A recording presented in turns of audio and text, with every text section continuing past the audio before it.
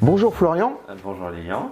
Bon, ça me fait plaisir de t'accueillir ici. Donc, nous, on s'est connus à travers donc le cercle immobilier des investisseurs de Paris et donc à travers notamment des formations à l'investissement immobilier locatif. Donc, tu faisais partie des personnes que j'ai accompagnées en formation à l'investissement immobilier locatif. Et du coup, est-ce que tu pourrais te présenter, Florian? Alors, donc, je m'appelle Florian, donc je suis indépendant dans le domaine de l'immobilier. Donc c'est un domaine qui m'intéresse, c'est un domaine dans lequel je me forme. Justement, donc l'année dernière, donc tu avais suivi la formation à l'investissement immobilier locatif que j'avais animée. Et est-ce qu'il y a un détail que tu te souviens qui t'a marqué dans cette formation, un petit détail concret? Alors, le niveau de la fiscalité, c'était intéressant. Après, des petits trucs pour en fait mettre de l'huile dans les rouages, arriver à se débrouiller de certains problèmes, ça m'avait intéressé avec du vécu des participants, notamment en recherche de certaines informations. Alors oui, tout à l'heure on en parlait et tu mentionnais donc un point qui était intéressant, qui peut peut-être intéresser donc les personnes qui sont pas familières avec l'investissement locatif. Alors oui, justement, c'était intéressant parce que il y a peu de temps, en fait, j'ai pu aider quelqu'un de mon entourage dans un dossier d'investissement immobilier. Ce que justement, au niveau recherche d'informations, pour par exemple rechercher en fait le contact d'un propriétaire, et ça a permis de faire avancer le dossier sur la bonne voie.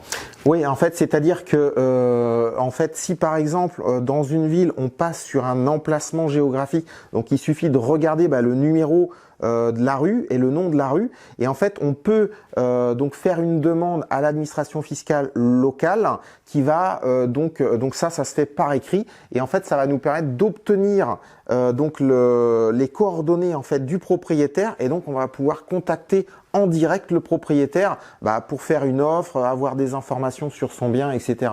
Donc ça, effectivement, c'est très utile quand on veut contacter en direct le propriétaire.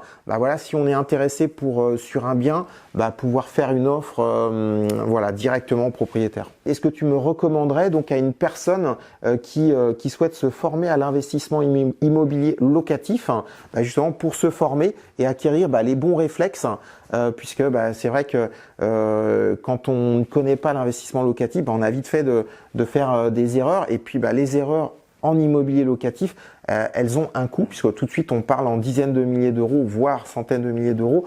Donc c'est très important d'agir en sécurité, de se former pour justement gagner du temps et éviter de faire des erreurs qu'on aurait pu éviter très simplement en fait.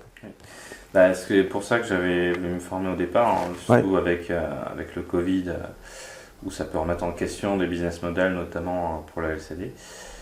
Alors LCD peut-être location courte durée. En fait. En gros, c'est de l'hôtellerie, mais sans les mêmes contraintes forcément qu'un hôtel.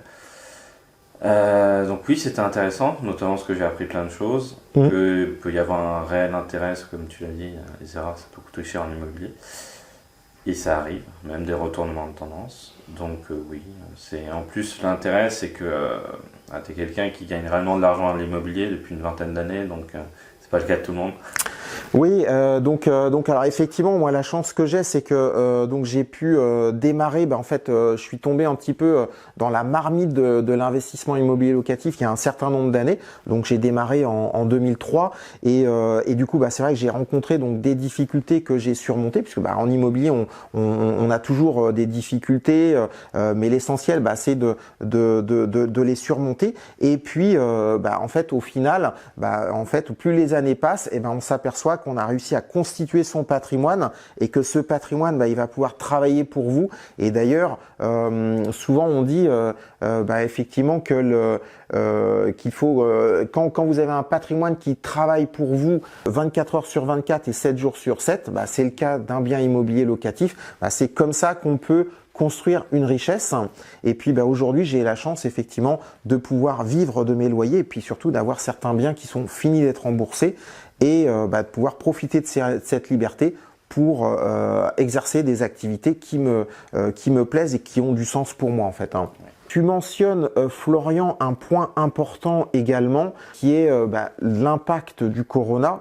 Et donc c'est vrai que par rapport à l'impact du corona, donc certaines activités comme la location courte durée ont été très fortement atteintes, puisque il y a des au niveau des frontières c'est fermé, donc la location courte durée s'adresse beaucoup notamment aux touristes, mais aussi le tourisme d'affaires, et donc il y a eu beaucoup moins de déplacements professionnels et donc moi c'est vrai que la chance que j'ai, c'est d'avoir démarré il y a une vingtaine d'années l'investissement locatif et d'avoir construit donc un parc immobilier qui soit suffisamment diversifié pour ne pas dépendre en fait d'une seule forme d'activité. Et donc c'est vrai que quand vous avez des appartements un petit peu de différentes tailles, donc studio, T2, T3, ça peut être aussi maison, immeuble de rapport, mur de commerce, et bien au final, avec cette diversité, on va être moins impacté s'il y a comme tu l'as dit, en termes de business model, donc si un business model parmi les différents qu'on a évoqués est atteint, et bien on peut se reposer sur les autres business models et puis aussi réorienter son activité. Par exemple, quand on a une location courte durée, bien c'est rebasculer en location longue durée de manière à pouvoir encaisser un chiffre d'affaires et ne pas être à zéro en chiffre d'affaires. Ce qui est le pire dans le scénario de l'investisseur immobilier locatif. C'est pour ça qu'en investissement immobilier locatif, on cherche vraiment à avoir des locataires qui soient le plus sérieux et fiables possible, de manière justement à éviter ce fameux l'arrêt du loyer, puis pendant ce temps-là, continuer à payer des charges. Donc ça, c'est vraiment le pire des scénarios. Mais aujourd'hui, avec le corona, en réaffectant en fait les biens en location courte durée sur de la location longue durée, eh bien ça permet de payer ses charges et de traverser cette mauvaise période en fait. Voilà. Du coup, quels sont tes projets d'investissement locatif pour le futur et est-ce que tu ferais appel donc à mes services de formation ou d'accompagnement pour un de tes prochains projets? Oui, volontiers.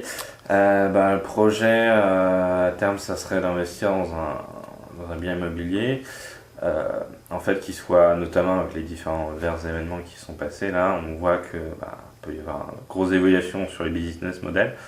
D'arriver en fait à avoir un bien immobilier qui puisse s'adapter et changer pas de façon simplement, même si c'est jamais toujours très simple quand c'est spécialisé dans un domaine, en tout cas qui puisse s'il y a vraiment besoin changer de mode d'exploitation assez facilement, et ça se réfléchit en fait. Oui, tout à fait. C'est-à-dire que, en fait, quand donc la leçon, une des leçons à tirer du corona, c'est effectivement, comme tu dis, d'acheter un bien que tu sais, si par exemple tu sais que tu veux le destiner à la SCD, tu dois déjà réfléchir en plan B, de manière à ce que le bien soit tout de même rentable et autosuffisant si jamais tu arrêtes la LCD pour l'exploiter, par exemple, en longue durée. Ouais, effectivement, ça c'est clairement la voie de la sagesse. Ouais. Ok, très bien. En tout cas, ce sera avec plaisir de t'accompagner pour un futur projet, Florian. Et puis, du coup, je te laisse le mot de la fin pour cette interview. Formez-vous, c'est intéressant. Voilà, c'est un bon mot de la fin et je pense que ça a tout son sens et son utilité. Merci, Florian.